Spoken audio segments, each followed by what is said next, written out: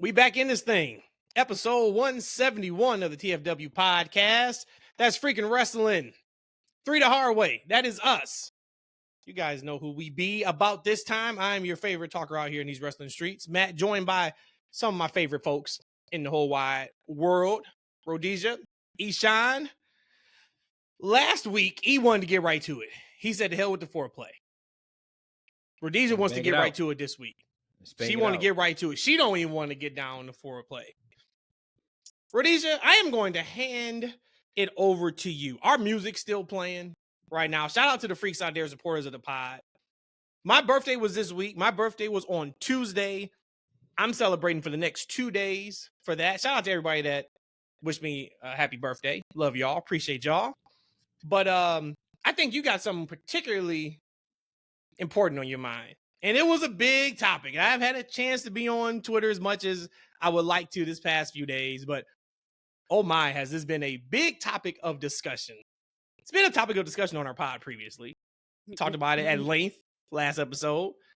It came to fruition on Monday Night Raw. Rhodesia, I pass it over to you, my beautiful lady. What would you like to talk about, as Cody Rhodes would say? Our quickest two-time IC champion at the youngest age possible. I don't know if that's true. I just made that up, I think. Mr. Bron Breakker. Congratulations. Let's go, Bron. Back on track after being absolutely directionlessness for 3 weeks. I was getting worried about my guy. That might not be a word there. It's a word. I pulled a U. That's all. Don't you worry about it. Let's keep it moving. So we got what half of us on the show said what happened. The other half said, I don't think so. Now that we're here, now that we know that Jey has some absolute beef now with the Bloodline 2.0, it is time for us to get to where we got to get to. Again, people can say that they're microwaving this, they're hurry up and rushing this through. Would I have wanted this to go slower? Absolutely. I actually kind of at the moment didn't even want him winning the IC championship, but I know that he deserved it. He deserves more than that. But who's he? Pronouns, pal.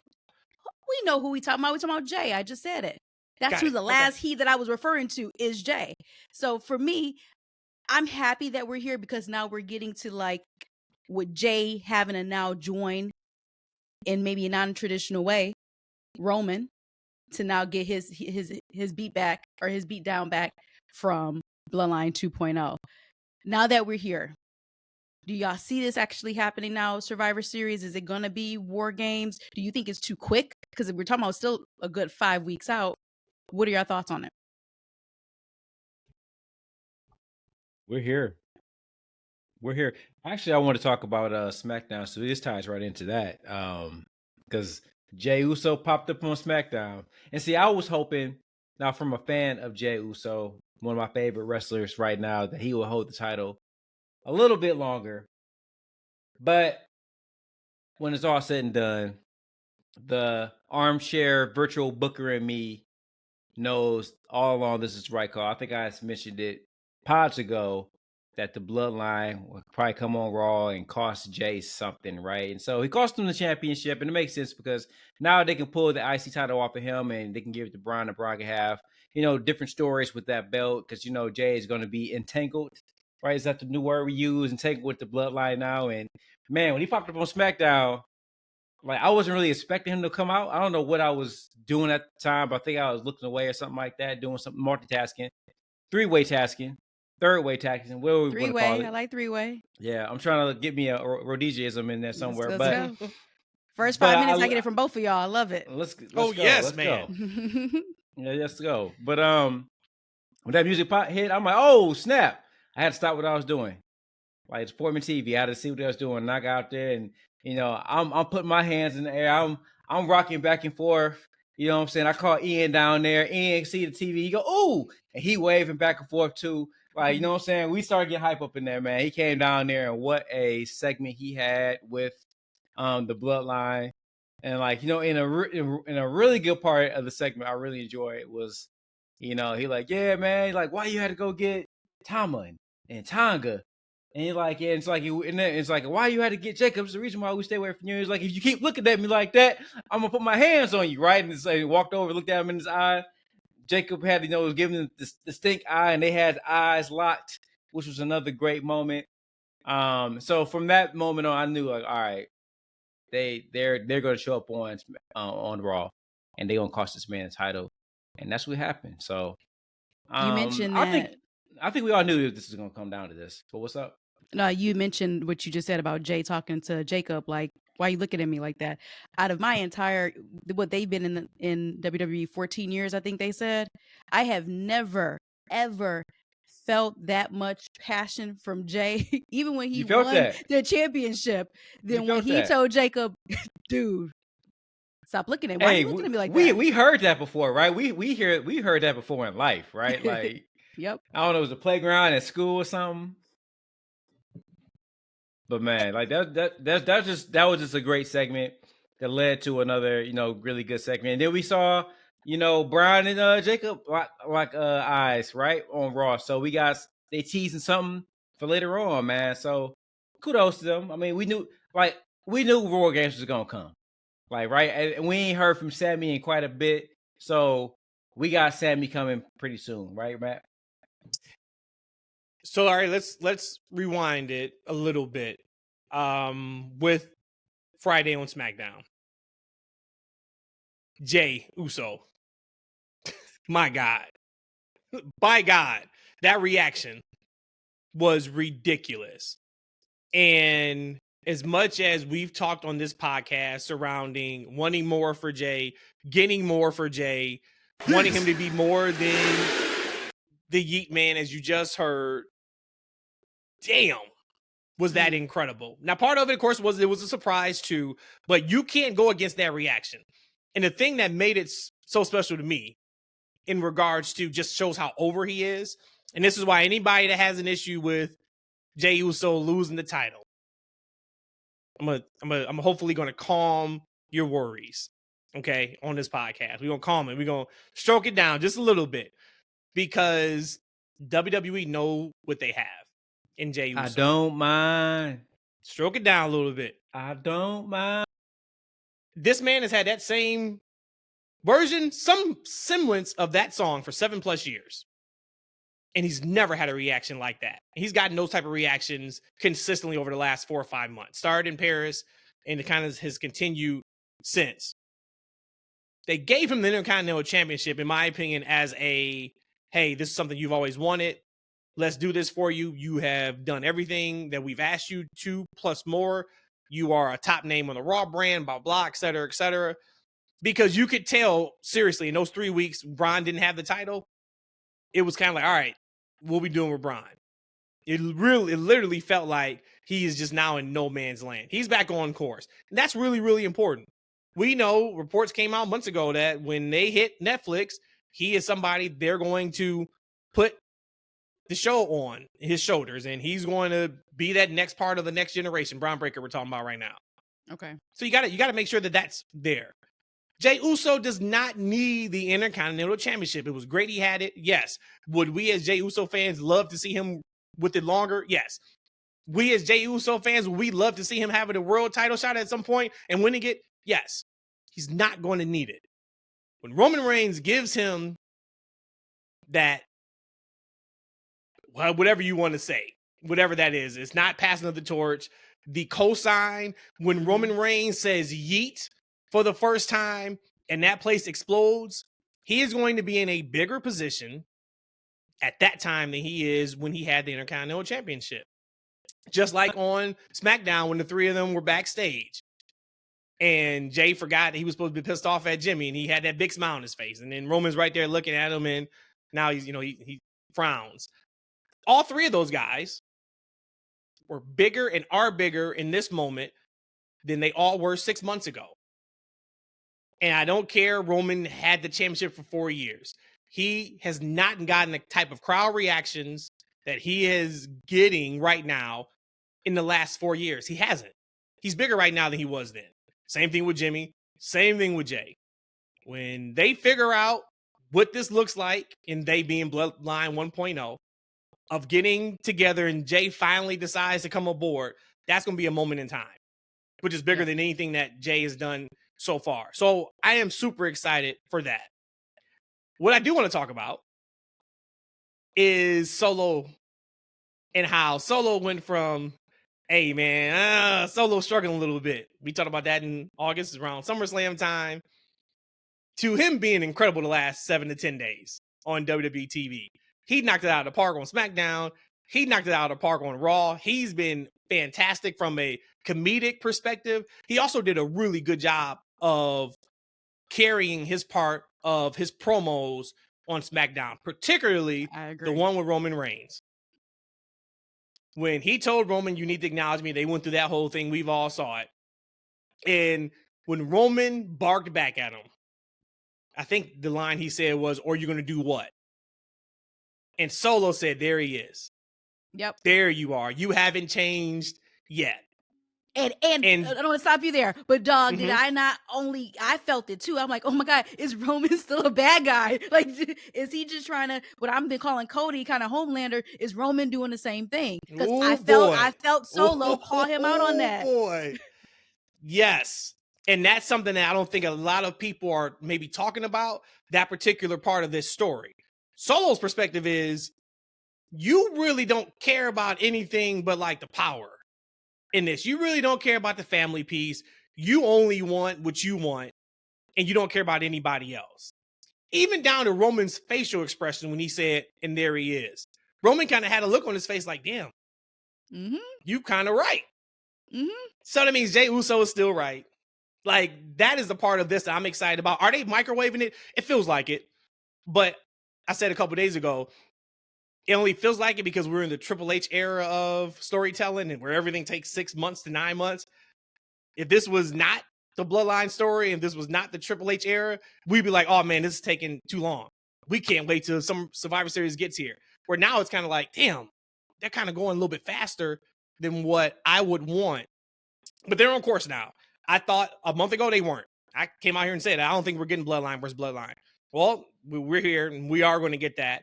It's going to be fun to see Sammy get involved, like he said. It's going to be fun to see now how soon Jey gets back with his brother and Roman.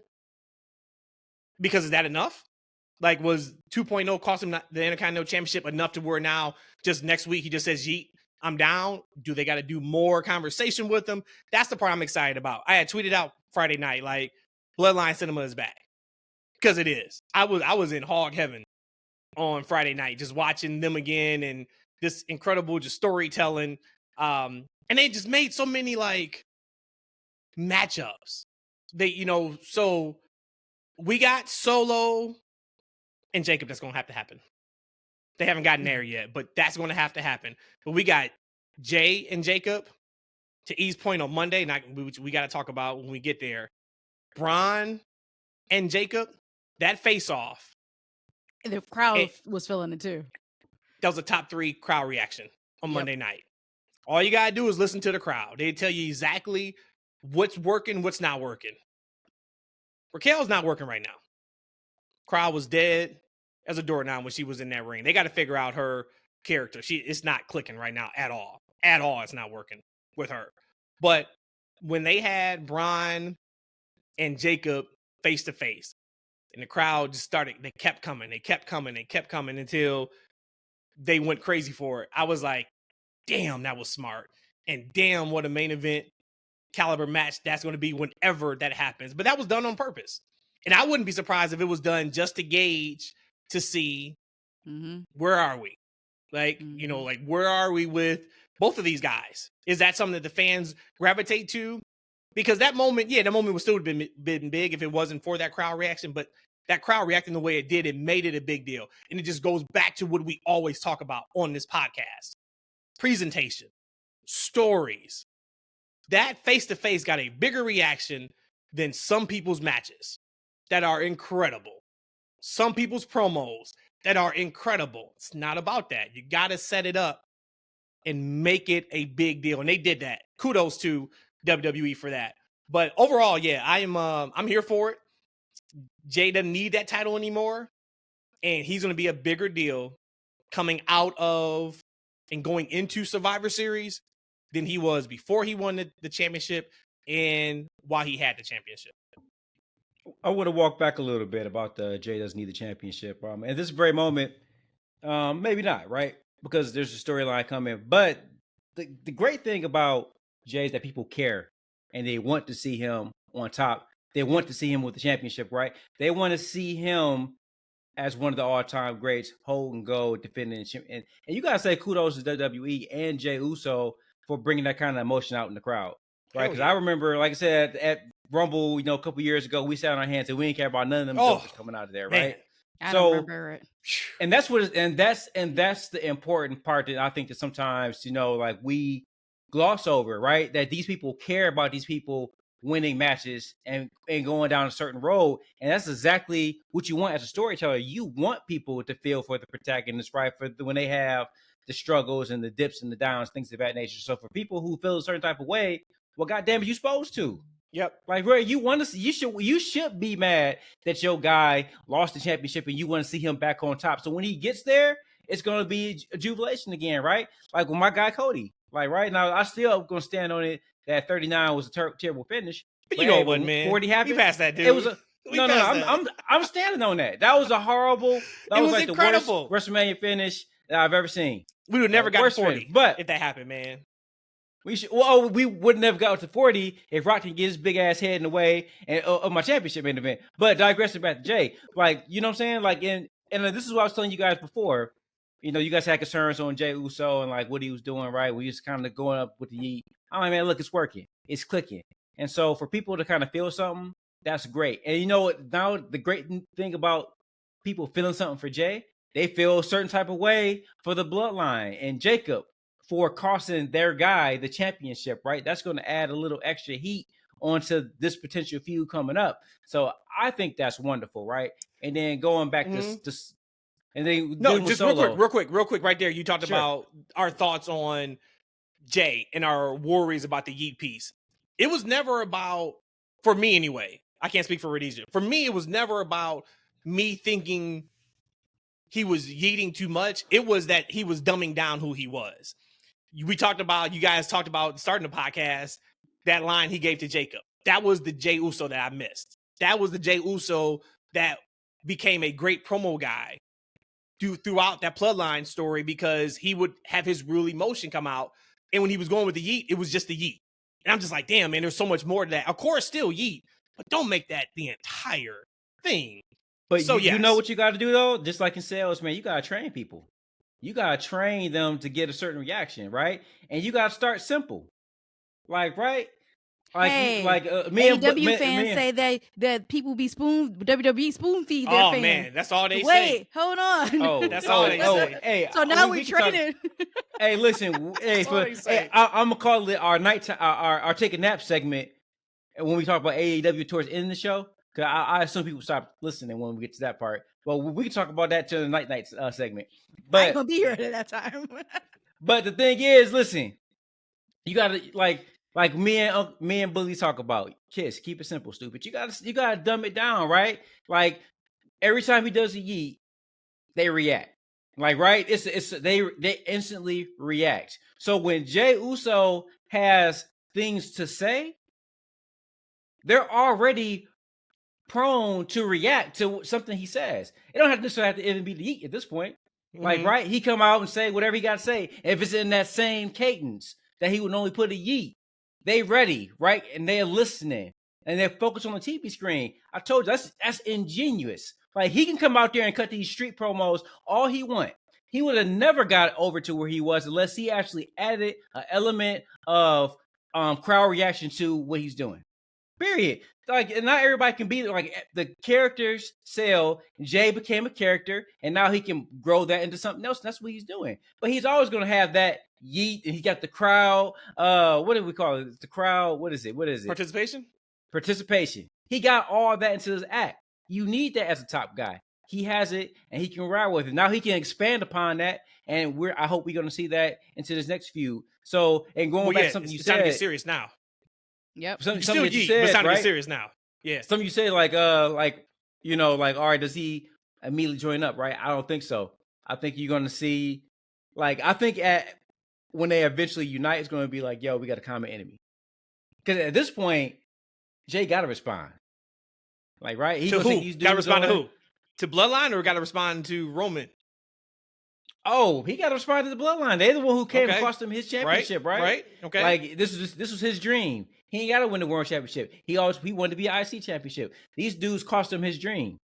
Like, right? He got to respond to Solo and Jay. Hey, matter of fact, y'all, wasn't it funny? I found it was funny. My man Tonga, like, you know, Uso, like Jay, he leaned against the barricade, and all of a sudden, it's like you see a fan pat him. All right, come on, man, you got it. Let's get back in there. Let's do it. And he look up, like, what the fuck? Like, Tonga, get your hands off me, man. I thought that was hilarious, man. So I thought that was a great segment. I saw a lot of people who were talking about, because I watched Raw Tuesday. I tried to watch it Monday night after the football game, and I fell asleep. So I watched it on Tuesday. So I was on Twitter on Tuesday for a little bit, and I saw a lot of people were kind of complaining, hoping and wishing Roman would have came to save Jey so he could still keep the title. Now that's microwaving. If Roman would have showed up and helped Jey after Jey walked away from him on SmackDown, that wouldn't have made sense. And okay, now where do you go? That moment where Roman and Jey get together has got to be colossal. That wouldn't have been the moment. So I'm glad they didn't do that at all. That'd have been one cringe. last thing too. Yeah, you said what? That'd have been super cringe too. Yeah, I wouldn't have agreed with that at all. You talked about like characters and I was looking at Jacob. Thought about the response he got when Bron. And then there was a dark match he worked with Cody. I think at the end of Raw, doing moonsaults and springboards and all that kind of stuff, which we know he can do. What was the last? And if you got to say Shawn Michaels and Bret Hart, okay, I guess. What was the last massive star in wrestling that did a ton of moves? Like, and so let me kind of rewind a little bit. Jacob, I think, is as big as he is right now because one, he's menacing, and two, his moveset is kind of dumbed down, right? It's all power. It is all strength. It is not the moonsaults yet. I think that would take away from it. The first person I thought about, and I just started thinking like, okay, Cena, not many. Orton, not many. Rock, not many. Austin, not many. Like I just kept going and kept going and kept going. Then I got to like Shawn and Bret. And then the only person that I kind of thought about is Will Ospreay. Now, like, is he on the same level as those guys? No, in terms of popularity. In terms of in ring, absolutely. But can you guys think of somebody who pulls out all the Cody? Can you guys think of somebody who pulls out like all the moves where you're just like, oh my God, this guy's moveset is like infinity and beyond, and they're like a major superstar? I will go with two. I would go with, for someone who's a smaller person, I'll go Rey Mysterio. I think when he had his run to around the 07, 08 time, I think he was even champion then. Or even now, even to this day in the LWO, he does a lot of different moves. So, and again, he's a luchador, so maybe that's probably just inherent in his style. But the other person I saw for like maybe 2 episodes, and we know that this guy can go and we can work, and he is super polarizing. But Braun Strowman, super big guy. There was a couple of times he had a couple matches where he was doing different types of moves in the ring, and somebody probably told him like, you can't do that. Big guys don't wrestle like that. And he pulled back, but he pulled back, right? And he didn't do it anymore. But that would probably be it. I don't think. And again, Will Ospreay, absolutely. But just thinking about WWE, because that's like the massive monster right now, it would be Rey Mysterio. So yours is Rey Mysterio. Okay. E, can you think anybody outside of Shawn, Bret, and Rey?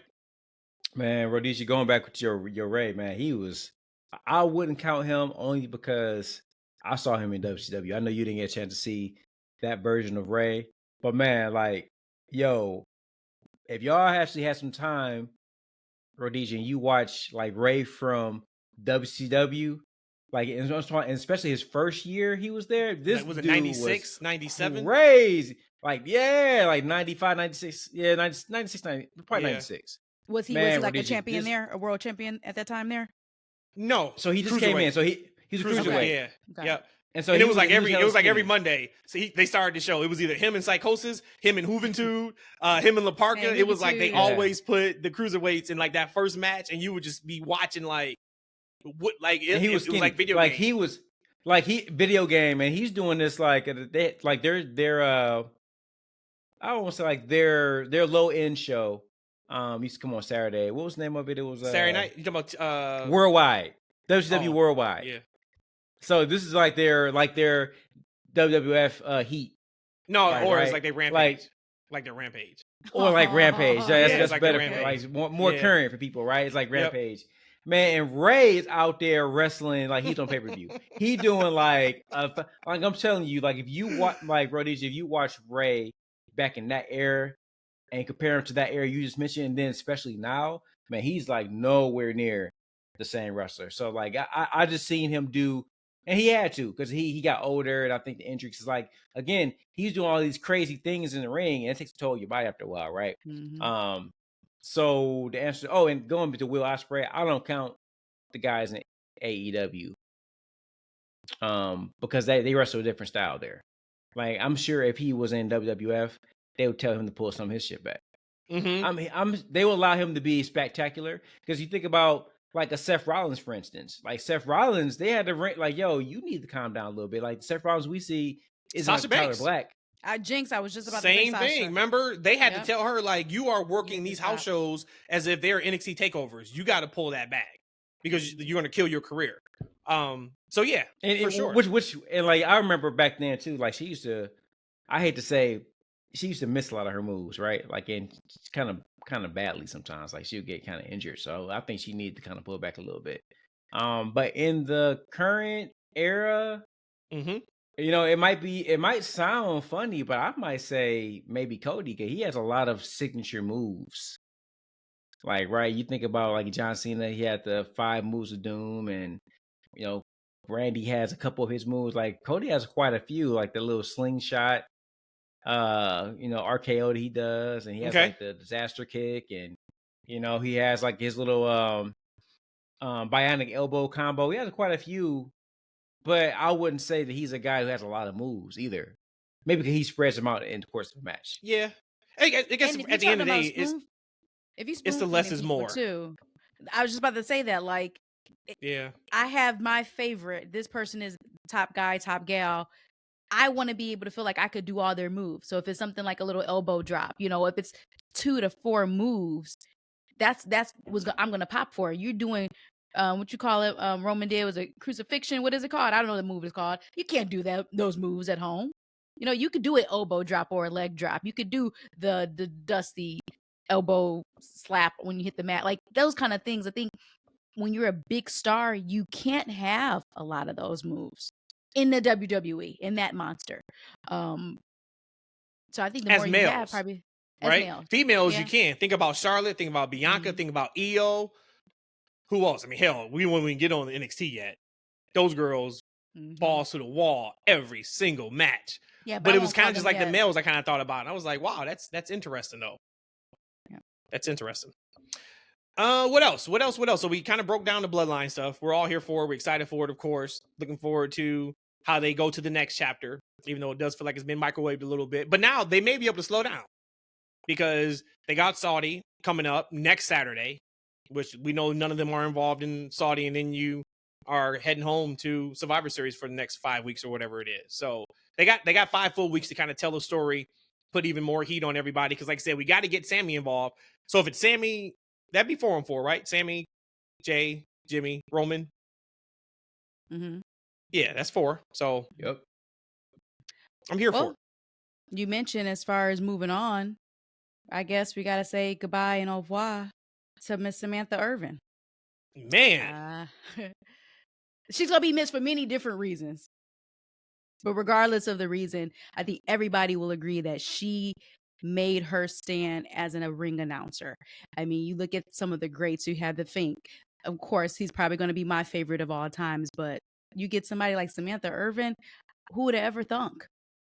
You know, and to me, she's going to go down as one of my favorite announcers of all time. Just the passion she has. And every time they were showing like all the thank yous on the internet for Samantha, even though I couldn't stand the guy, to this day, her emotions that she displayed when Cody won the championship. My God, this shit's real to me. You know, and you feel buddy. it. You know, and people can not say an that maybe act. it's not an act. You know what I'm saying? Right? She wasn't going to business for herself. She didn't make the show about her. It's that adds to, we're gonna, like, now that she's leaving, which I hate that she's leaving, because she's number 2 for me. I don't think anybody can ever get past the Fink, just because like that was like my kid nostalgia time, too, right? yeah.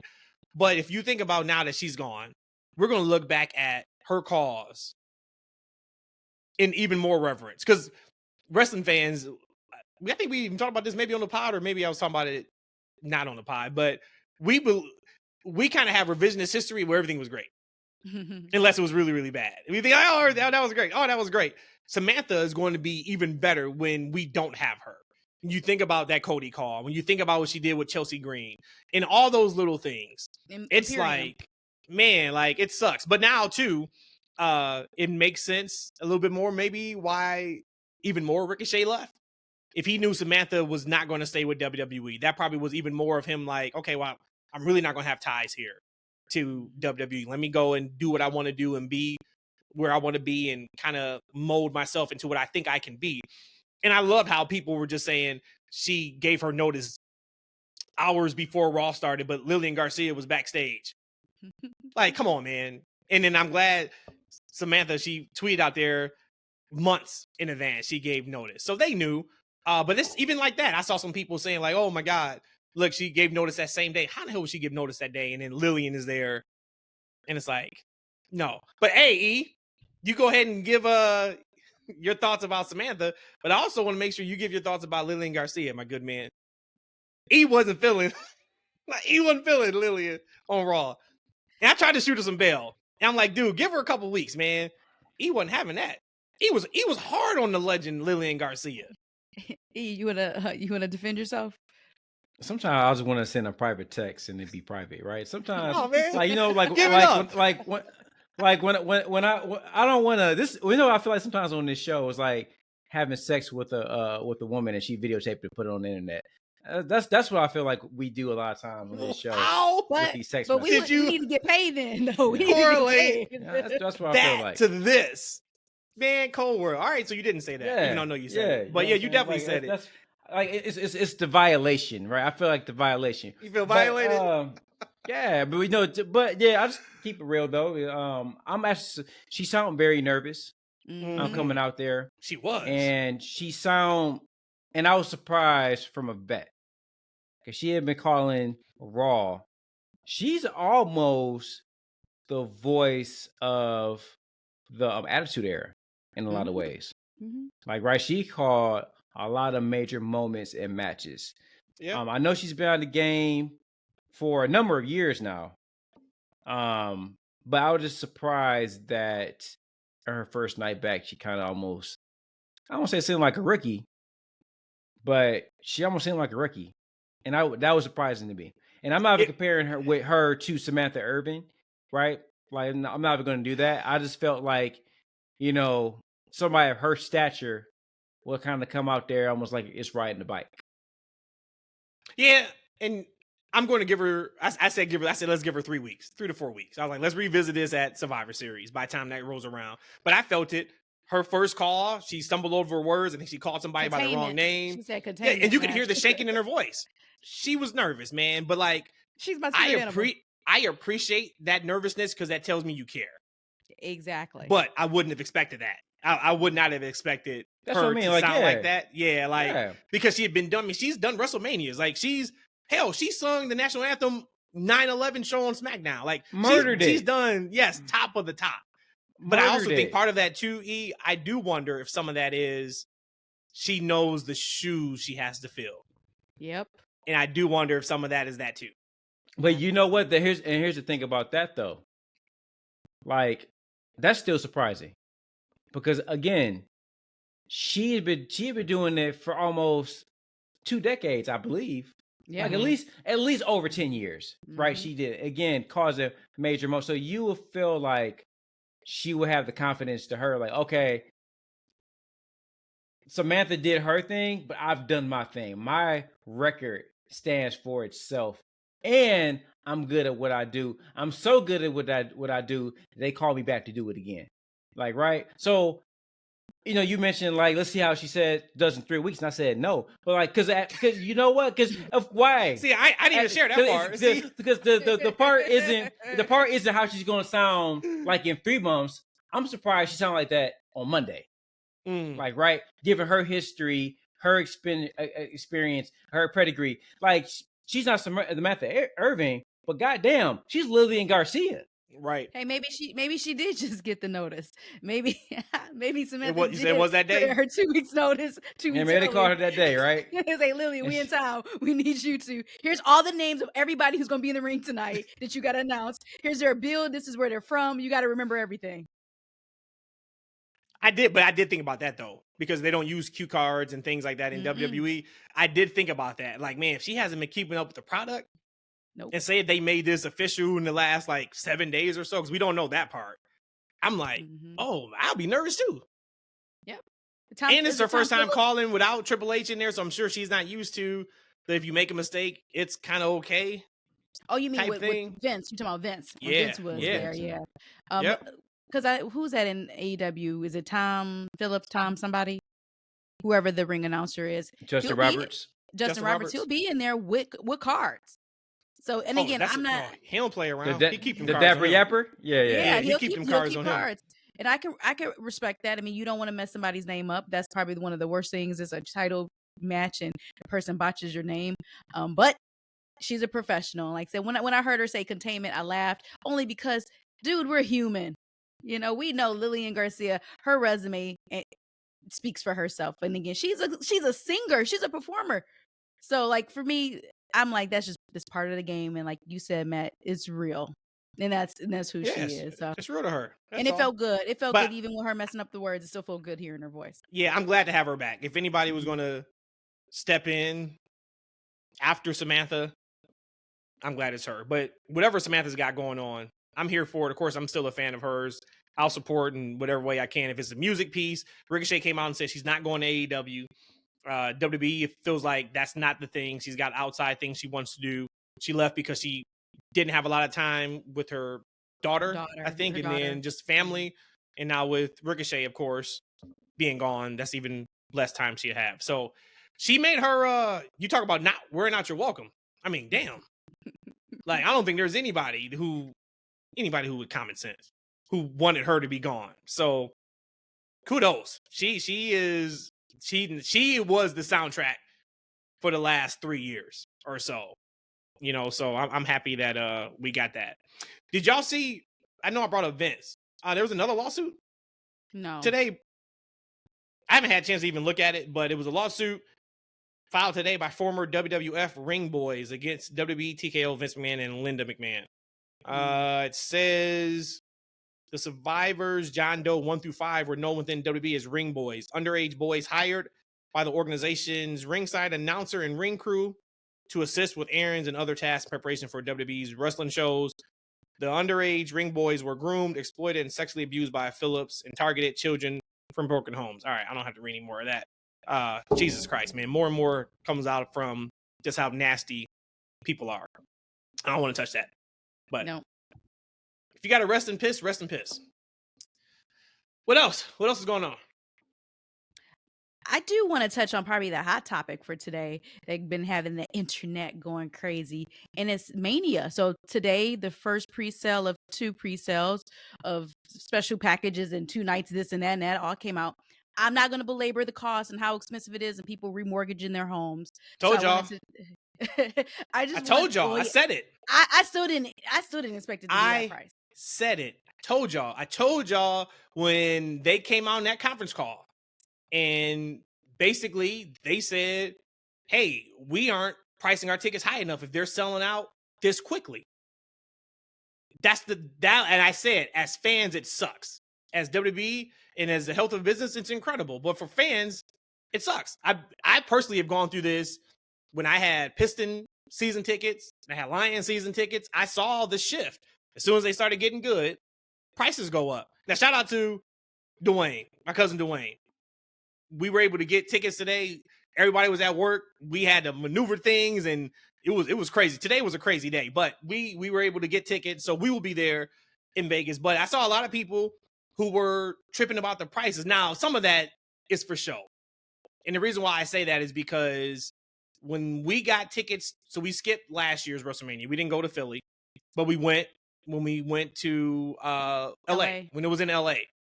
Our particular seats that we had in LA for 2 nights were $1,000 a piece. So $500 per night. Those same seats for this presale were $1,300. So yes, it's more expensive. But I saw a lot of people talking about the $20,000 seats at ringside. I saw some people talking about, man, $500 for third level is crazy. That's $250 a night. I get it's crazy to a certain extent. But if you look at just kind of where they've been trending, I actually thought these tickets would be even more than what they were. I did. With looking at Bad Blood in Atlanta, some of those seats were like $600-$700 first level tickets. And I'm like, shit, if you're doing that for Bad Blood, yeah, I'm like, well, what is Mania going to look like? So to me, they're still kind of in their sweet spot for WrestleMania. And as I thought, I go on after we got our tickets and we were able to move on and do things. I'm like, let me just check a few hours later. I think I went on at 4 o'clock or 3 o'clock this afternoon. There wasn't nothing left. They're hot. Yep. They're going to sell. Now, they'll figure it out when they price it too high and seats ain't moving. They'll be like, oh, okay, we hit our peak. Time to pull it back a little bit. But until then, it is what it is. So I'm excited. But yeah, I saw a lot of people tripping over the ticket prices, but they're in line with what everything WWE has done this past year. When you talking about in these arena shows and they go to Chicago and they go to Atlanta, I forgot wherever else they was, and they keep talking about biggest arena show in history, biggest arena show in history. Yep. You know, damn sure they're going to make sure that WrestleMania as a stadium show is going to be the biggest stadium show in history. In my mind now, I just really have WrestleMania as the Super Bowl. And I know WrestleMania, I might be off here, but I believe WrestleMania brings in more money to the community than a Super Bowl. Am I correct there in that comment? Yep. So that so it's almost kind of like a disrespect to WrestleMania for saying that. But to me, that's how I picture it in my head. This is Super Bowl. This is Super Bowl prices. You want to pay to play, you know. But my question I'm going to ask to y'all, and we don't even have to put a dollar ticket on it, just more so of what you are willing to pay more than the going rate. What is something, whether it's a concert, a movie, a thing to do, whitewater rafting, whatever. What is something that you would want to do that you would be willing to pay more than the average person to take advantage of it or to do it? And it could be a concert of somebody alive or dead. What is something? Just one. It could be quirky too.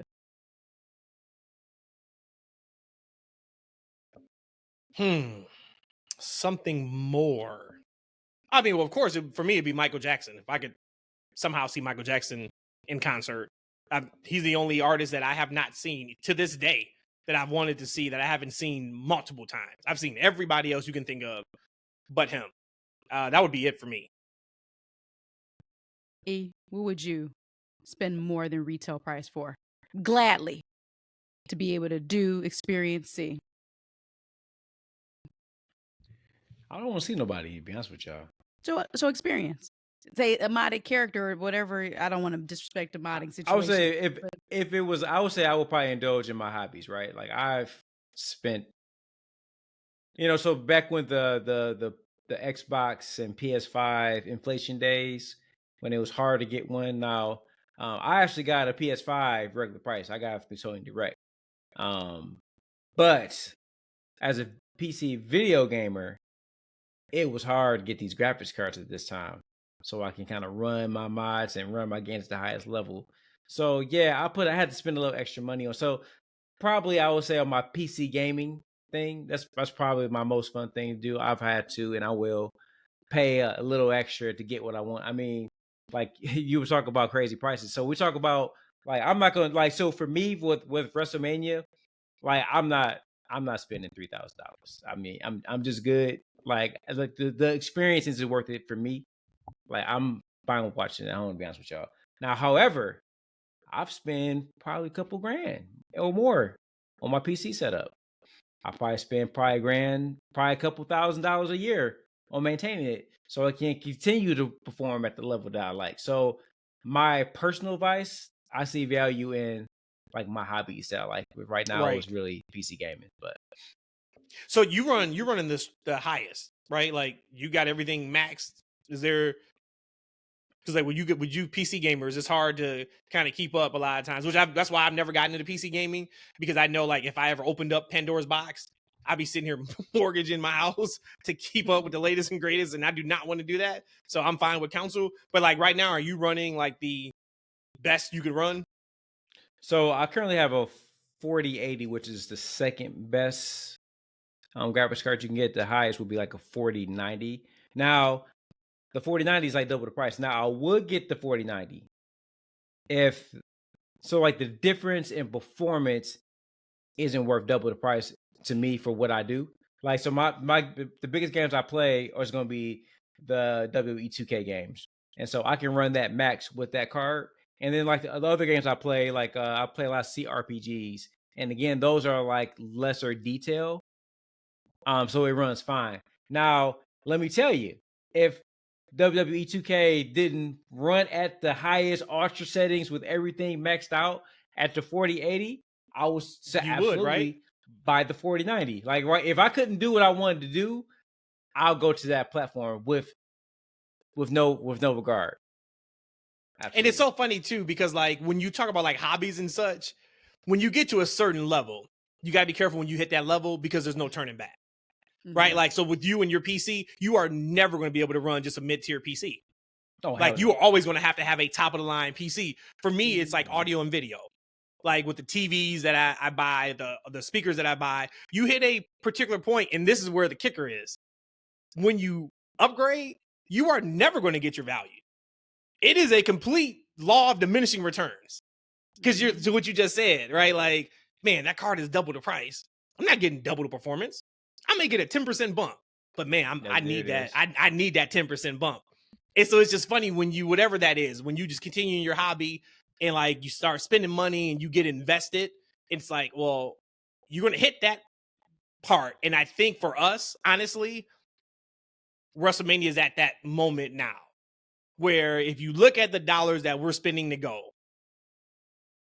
it is a law of diminishing returns. Right? Like we are not going to get that value in dollars back for that show we're going to. But the experience, and it's like you're in it. Like you're in it. And it's like, would you rather not go and save the money, or would you rather go and spend the money? And for me, it's like I'd rather go and spend the money knowing, damn, that value's not there. So Rhodesia, we didn't even like. For me, I would want to experience WrestleMania, like the actual, like everything around the show, like the shows and come to Vegas, then. The meet and greets and those kinds of things. Like I would actually have more fun doing those than actually sitting in that arena going to the show with binoculars. Yeah, like that's the only thing. Like for me, like I can spend $2,000 on some seats and I still won't be able to see. My short ass still can't see. You know what I'm saying? I still can't see the damn ring, and I'm looking up at the screen, and that's what makes me mad. Because I think we went to I appreciate that. That is, you're right. Yep. But we went to SummerSlam, like we got really good seats. Sure did. And my neck still was hurt at the end of the damn show. I'm like, this the whole damn You're looking time, at the screen the whole time, right? Yeah. And you know me, I'm all about production. I'm like, we don't even get a stage. Oh man, that's why I ain't been to a stadium show since outside of WrestleMania. I need a stage. Rhodesia, what's your answer? I had to go to chiropractor after that show. You can tell we've been together for quite some time. The first one almost came true, but when Michael Jackson was in Europe, it was with 2 nights or something like that, and we were talking about New York. That was the New York show. Okay, regardless, and I'm like, okay, I'm willing to not pay a mortgage 1 month to be able to go, but we didn't do that, and thank God I didn't do that. But I would think mine would be something so frivolous, like, I wouldn't say a phone game because I haven't really ever spent money on phone games, but it would be the grocery store. Like, I have such a terrible thing. Like, I have to make a list, and now I'm at a point on my grocery list, like, as long as I do 5 more things on my list, I'm fine. Otherwise, it's just like, if I go in there for a free-for-all, I'm like, say if I have a $150 budget, I'm probably spending $215 at the end of the day. And that's why sometimes I have to do the DoorDash or ship delivery and pay the $10 for the fee and another $10 to $15 in delivery. And it's still cheaper than if I actually just went, because I would have found more items there. So as far as what would I probably spend more money on than the average person, the going retail price would probably be the grocery store, unfortunately. So it's not even anything fun. That's not a fun one. You would do drinks on vacation. Oh, for no. sure. No, you know what it is? No, you're And- right. I will buy a bottle at restaurants. My thinking is I'm not paying $9 for an 8-ounce pour of wine when I could buy a $35 bottle of wine and be perfectly happy. You're absolutely right. And people look at me like I'm crazy. Or maybe they look at me, I'm an alcoholic, one or the other. But for me, absolutely, you're right. I'll buy a bottle at the restaurant. I want to know what the freaks would do. I know you usually ask them certain questions. Freaks, what are you willing to pay a little bit more on than the average retail price? Because it's your guilty pleasure, it's your quirkiness that you feel that is important to you. I like that. That's a good one. That's a good one. All right, E. I know you said it was sleepy time when you bring it up or not. And I was going to let it go. We haven't talked. I have no idea what you're about to say. I just know you wanted to bring up MJF and Adam Cole. I do, but right before you put the freaks to sleep, Putting the freaks to bed. Right before you put on the bed, I got two things. How do you guys feel about Gunther's title reign? Oh, you want to go there? You want to go there, huh? It's a holding pattern for it, so I kind of almost take concessions in a lot of the storylines, especially when you're talking about Bloodline is getting up back and cooking again. Like for me, is his reign any different to me than Damian Priest? Probably not. But again, it's one of those situations where it's not even really needed. I think I maybe even mentioned it. Like it's not necessary. It's not needed. So because we already have something that has all our attention. So it's just there. I loved Priest's conversation with Gunther on Raw backstage. I thought he came across fantastic. So shout out to Priest for that. His title reign is just there.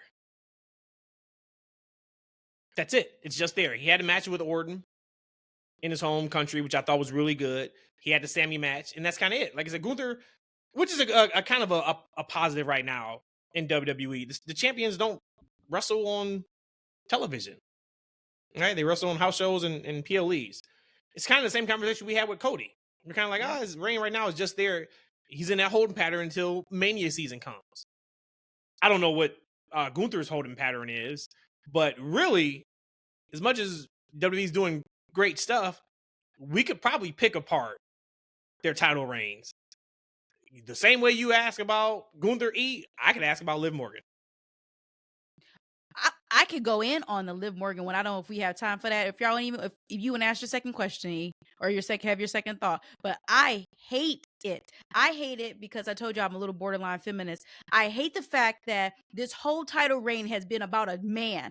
I'm so over it. Now, I get that it's invoking emotions for me. So I guess that is working in a sense. But to me, I just feel like she can wrestle so much better. She's a much better personality than to have to be fighting over a man. Like that's probably one of the most tabooist, cliche-ish things that women have to go through, and it just irks my nerves. So I know I'm probably overreacting, and this is probably the emotion that she won out of it. Yeah, but I just feel like I just feel like how I felt with the yeet part of it, like how Jey was dumbing down his reign, his aura, himself with the yeet thing. I just feel that with Liv, your whole title reign has been only about getting back your payback from Rhea, but ultimately the common denominator is Dom, no pun intended. But it's Dom, and it's okay because Dom is a great personality. He's funny as hell. He gets nuclear heat, but it's defining your championship reign, and that shit just irks me so bad.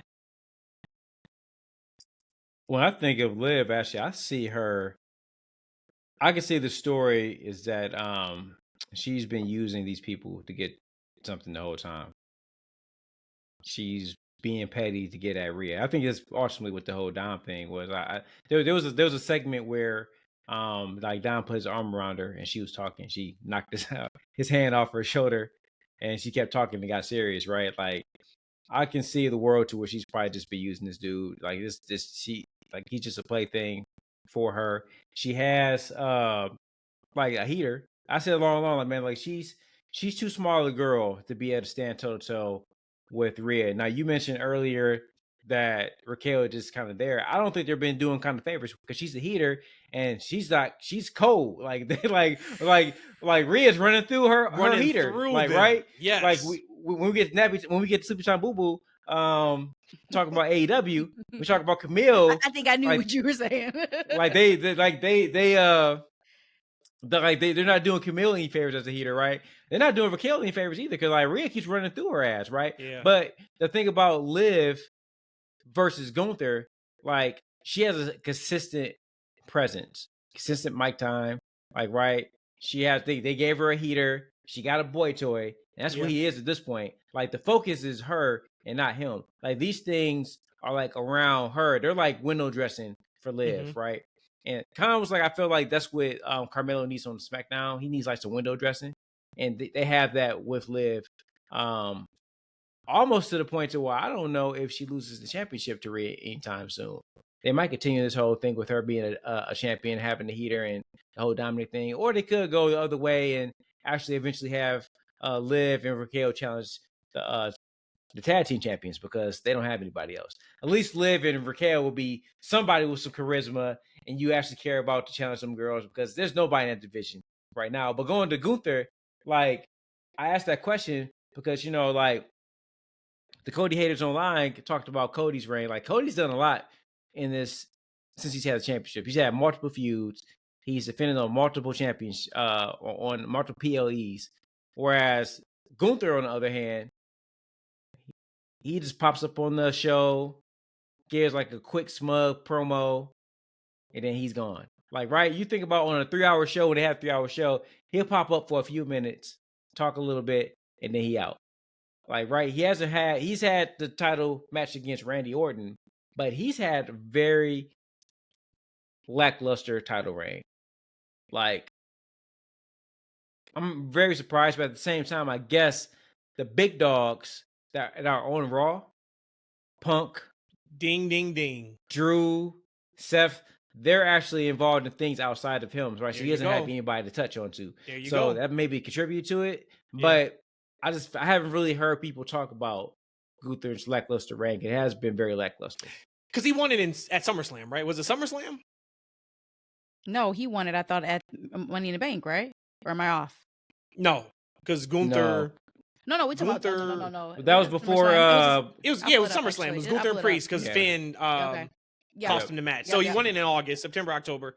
So it's been 2 months, but that's if we dig a little bit deeper, that's what it is. Anybody he would be feuding with that we care about is in another major feud. So then you say, okay, what feud would you take off of Raw to insert a Gunther title defense that we know he's not losing the title anyway? And I can't think of anybody. I really enjoy Bronson Reed and what he's been doing. First it was with Strowman, now it's with Seth. Of course, we love Drew and Punk. Anything with Jey Uso, keep on the TV. I mean, maybe if you want to go like American Made, pull them off. But I don't think that's 1-to-1. I think that's like apples to oranges. I don't think that's the same type of comparison. So there's just not. And now they're going to 2 hours, right? Like that was when they were at 3. TV time is even more of a premium until they go to 3 hours allegedly on SmackDown, which I'm not looking forward to. And then they're supposed to be going closer to 3 on but Raw. Damn, you would think Netflix. They would make time for the world champion. I mean, Jesus Christ. 2 hours or 3 hours, 30 minutes. He should be at least given some prime real estate to state his case as a like. I'm not saying I don't even want to see him wrestle, but like say he almost comes on the show like in passing, like he comes out and waves the crowd and leaves. Yeah, he comes out, talk shit, and leaves. Yeah, what I do like about Gunther versus maybe like a Cody is that they can't do it. Cody's a good guy, so like you said, for some his crutch here or his scapegoat is because I am a bad guy. You're not worth my time and my championship. So you're not even a contender for me. So I get that. As far as with Gunther, us not watching him have that many matches, he's a bad guy. He doesn't need to in that sense. And he's letting you know that you're beneath me. So that's why I'm not wrestling you. The difference though is like with the Cody is that he's not like that. He can't say that. Now he might feel that way. I guess we will never know until he turns, but he can't do that. He's an uplifting man, and he is always going to have to fight whatever battle that is presented to him. So I'm okay with Gunther right now. I'm okay with Cody right now. I'm okay with probably everybody, like I said, except for Liv, because again, I felt it's all rooted in Dominic. Now, where you brought a good point of that everything is about her, so maybe she's using all these parts around her. I could give you a little bit of that, and again, I might be looking at it with my eyes of a bit of a feminist that stop doing that over a man. But if she can make that start come to fruition that, okay, I am just using all these people. Yeah, I'm about to drop Dominic like that. Then I can buy into it. But it's already been so many months of this that I'm over it. And for me, I can't get past that all of this was over a guy. But you're claiming it was because of Rhea injuring you and all that other stuff. But every time it's about Dominic. So. And I got one last thing from for WWE. For me, I was excited. Motor City Machine Guns. Yes. Finally debuting on WWE. Decades coming. Guys, you guys missed their big run in TNA. But these guys, when they were about 10 years ago, man, they were amazing. They were amazing, having great matches. Like, there was like a snap in the energy and everything they did. And of course, they was repping the Detroit, Michigan, our hometown. So of course, like, I was super into them. And I love their video package because they're paying homage to Detroit throughout their video. Like, I think it's great. Them dudes like in their early 40s now. It's probably been a few years past their prime, but they still look good. But what do you guys think about Motor City Machine Guns debuting on SmackDown? I did think that they were going to go to NXT first, but it could be to the point that you said, well, two things. One, they're getting older. And then two, we don't really have men tag teams. So you got to bring them up there. And we know that they're great. We know that they're solid. They can help a lot of people, in the ring. So they're not going to be a detriment to the roster. But I did think that usually the way to WWE should be through NXT. And if you were to say, of all the people, Motor City Machine Guns is going to go up there, then to me, I would be like, I thought they would go through NXT first, but I get it 100%. I've been fortunate to watch them a few times. I think it was in the Indies in Detroit, or maybe they were with NXT. Were they with NXT at one point? I think we went to an indie show. No, it was a. Yeah, that was they've been in Ring of Honor. You saw them in Impact, TNA. I'm thinking about. I think they did have I think they had a quick one off in NXT though. I think they teamed with Kushida. Is that his name? Kushida, yep. Kushida. I just remember I've seen them a few times, and they are phenomenal. But again, they're my type of style of wrestler. So again, to me, them coming debuting, I feel bad for them if they didn't feel like they got the pop that they deserve, just because most people just don't know. These people. We know. Hold on, we joke like last week the people didn't even know who somebody was just 6 months ago. Raquel, like who's Raquel? Like, are you really watching wrestling and you just now started watching? So again, if you don't know who Raquel is, to give her a pop from coming back from her stuff that she's been going through, you ain't gonna know Motor City at all. I thought it was good. It's gonna take me some time to not hear their theme song. Like that new theme song, I was like, and it's not bad. But I'm like, damn, man, that is not the Motor City Machine Gun song. I thought it was a good debut. Of course, we're familiar with who they are. I think if you never knew who they were, I think you're intrigued. I don't think they blew the roof and the doors off of the match or the show, or somebody's like, I'm clamoring to see the Motor City Machine Guns again. But I thought they had a good debut. I thought it was better than the Royal Raiders' initial debut. Oh. But then I also like the Royal Raiders. Was it a video package? Video package. I liked it on Monday. Yep, I liked it on Monday. So a little bit of course correction there. But yeah, I was here for it. And just from them being from Detroit and us knowing how much they have scratched and clawed, that they're one of the stories of like, never say never, never give up. Right? Because I was at a point, I was like, they're never going to be in WWE. A couple years ago, not because they're not talented enough, but I'm like, I don't see WWE using them. They weren't Vince guys. Yep. Right? 100%. So I enjoyed it. I thought it was good. All right, freaks. If you don't like AEW, listen because you love us. And we want to talk to There y'all you about go. I was wrestling. about to Like, say, right? don't send them home yet. Like, Don't yeah, send them like, home. let's just have a conversation as fans about wrestling, and it happens to have AEW talk in it. Like, right? So I'll get down to it. Rhodesia, you said you didn't see the segment. Pretty much, Rhodesia, Adam Cole comes out there. Okay. And he got to have the skinniest skinny pants I've ever seen. Like his like he come out there in like some spandex, man. Like I ain't ever seen like some skinny jeans that damn tight. And he wear them every damn week, man. So obviously he like them, but whatever. That's my guy. But he comes out there, he grabs the microphone, and I'm gonna give y'all full disclosure, Matt. I didn't think it was that bad. I think for what they were trying to do, I think he did a good job. Rhodesia, what he was trying to do was rewrite history and story. Rewrite it. Oh yeah, No, he seriously. came out there. No, seriously. Yeah, yeah. Like I'm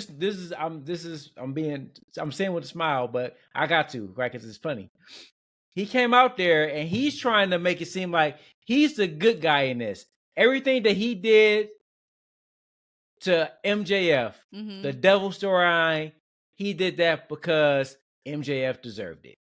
Everybody in the locker room, everybody in the company knows that MJF is a dirtbag, and if he didn't do that to him, MJF was going to do it to him. Right? So that's so the whole story, his whole promo, he spends probably about 5 or 6 minutes. He's trying to tell everyone that he's the good guy in this, right? And MJF is the bad guy. So MJF comes out, cool little video package. He's sitting back chilling. He drinking some wine. You would appreciate that. You like that. He had a little red wine, man. It was red wine, okay. He did have some red wine, right? Yep. And you know, did he have the hold on? Did he have the BET red wine? No, this was legit red wine. Okay. Yeah. This was not like strawberry Kool-Aid. Okay. Trade Kool-Aid. This you was could tell. legit. Okay, Yeah. got it. All right, and you might appreciate it. He had the thing. He's kind of had his hand. He's kind of doing like the little, squish around a little bit. So he's telling the story like, man, look, this is what he pretty much said, Rhodesia. After Adam Cole spends about 10 minutes trying to convince everybody that he's the good guy in this, MJF pretty much comes out there with his cool wine, black background, blacked out, saying, Adam Cole, you hurt me. I let somebody in. You betrayed me. So I'm never going to put myself in that position again. We're going to fight. Okay, on paper, it doesn't sound bad. So, again, Adam Cole spent 10 minutes saying that he's the good guy. MJF's the bad guy. MJF comes out and says, you hurt me.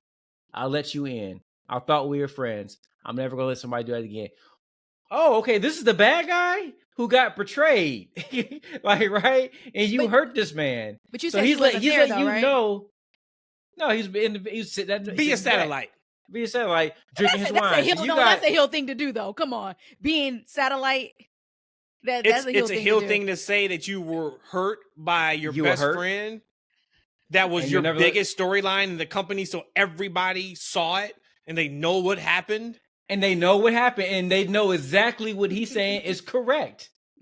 So what's the problem here? What's the problem? Oh, my God. Yo, God bless Rhodesia. God bless. We got to keep this entertaining, right? You did a tremendous job of breaking down what happened. Here's the thing, and everybody knows who listens to this pod, I try to be as positive as possible because I hate when people just shit on stuff because my thing is like, if you shit on it, then don't watch, right? But agreed. There comes a time where we have to just continue to give it up. She said, what's the problem? AEW right now, in my opinion, is amateur hour. And it screams off the television. Everything he said is what happened. Now, let's really quickly rewind. When Adam Cole turned on MJF and was the devil, started the Undisputed Kingdom.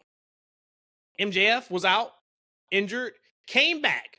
Let's not forget, when he came back on a pay-per-view, He hit Adam Cole with a nut shot. Adam Cole tried to give him a hug. He cowered off, hit him with a nut shot, hit him with a move. Adam Cole rolls out of the ring to not be seen for months again. And I said on our podcast, okay, they're moving on.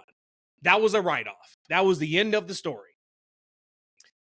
Amateur Hour. You don't do that if you come back to it. Mm. If you wanted to come back to Adam Cole and MJF, let's do it in 2025.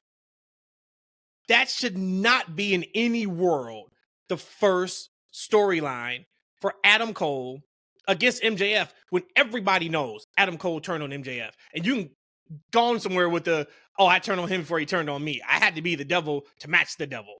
We saw what happened. Can we be? No, you cannot, ma'am. No, you cannot. Eshaun. That was the first segment after a great video package from Jon Moxley. Win the championship. Now, if you guys remember, on the last part, I said, Dynamite's happening right now. I'm excited to watch Dynamite. We stop recording. I go right to the DVR. I pop it on to watch this. I see Jon Moxley with the pre-tape. I'm like, okay, I'm intrigued. Then we get the Adam Cole promo, and now I'm out. But I'm still going to watch because I just can't believe you are trying to feed me this. Amateur Hour.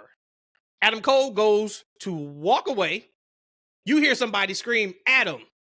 He stops. He forgets he's supposed to pose at the top of the ramp. I should never hear that on television. But how do you not know you are supposed to pose at the top of the ramp? I digress. Then we get Moxley and friends coming out because we're staking the claim that we don't mean to do this. We don't need to do this, but this is our championship. We're trying to save AEW. And we try to save AEW by fighting off which groups? You guessed it. The Dark Order and Top Flight. Nothing against Top Flight and Dark Order, but two of the local legends in AEW for the last year that nobody cares about. So you're telling me that this storyline and this champion who is taking over because he had to almost kill Bryan Danielson on national TV and he suffocated him. Top Flight and Dark Order, who's coming to save the day for AEW? Cool. All right. What's wrong with that? Main event time. And I'm skipping through some stuff because I go on about Shelton Benjamin and I'm about to call him Loki. Jeez, oh Pete's. My guy, Leo Rush. Great match. In what world, though, should Shelton Benjamin's first match be a 2-segment match with Leo Rush? If we're trying to establish Shelton Benjamin as a big deal, as a bodyguard type for MVP and for Bobby Lashley when he comes in, but it's because we're the best wrestler. So we got to show that everybody can wrestle. Cool. So we get past that. It was a good match. Main event time, E. See, he got me hyped. I wasn't even planning on talking about this show. Main event time. Kip Sabian runs in too soon in the main event. You hear somebody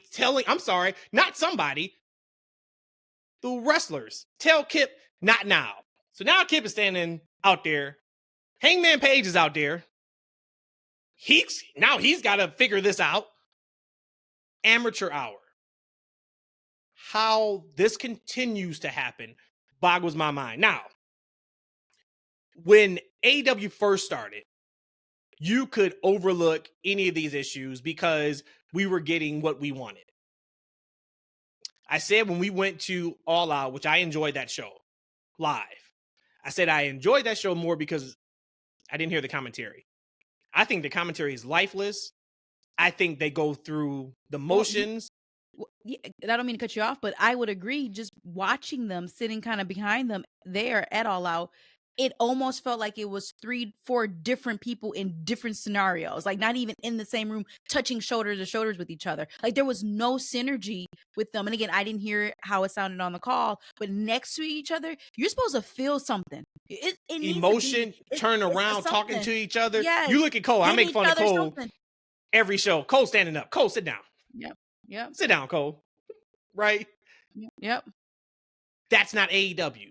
Tony Schiavone to me is a caricature of himself. I know he just re-signed. I'm glad he's back in wrestling. He was gone for wrestling for the longest.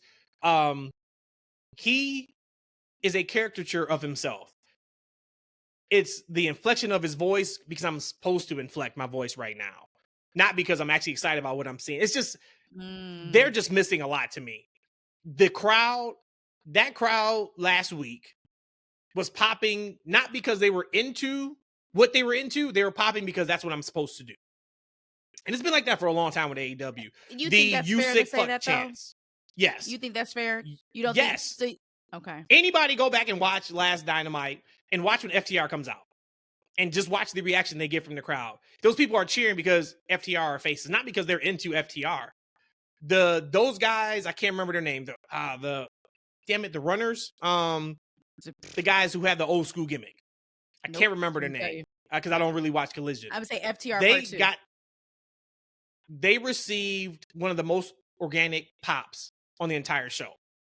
They are legit over. They got a bigger organic pop than Adam Cole did. Whew. And that's a problem when you are bringing back Adam Cole. And why? Because as much as AEW fans want to ride for AEW, and I understand, I get it, you're too deep in. If you are only an AEW fan because you are against the Fed, you are against WWE from everything maybe they've done to you or whatever they have going on that maybe not be happening anymore backstage and such, you're in too deep. You feel like you can't complain and bitch and moan about AEW because this is your baby. We got to see it through. No matter what, we have to support and promote our favorite brand, AEW, All Elite Wrestling. We're the best wrestler. That tagline is doing much more harm than good. Because we're the best wrestle is not what you need to be focusing on right now. Because that is particularly not working when it comes to garnering eyes on your product. But 2 weeks ago, I promoted the show. And I talked about, I'm happy they got their money. We aren't going to talk about ratings on this show, which we're not. We're not going to talk about any of that kind of stuff. But I could not believe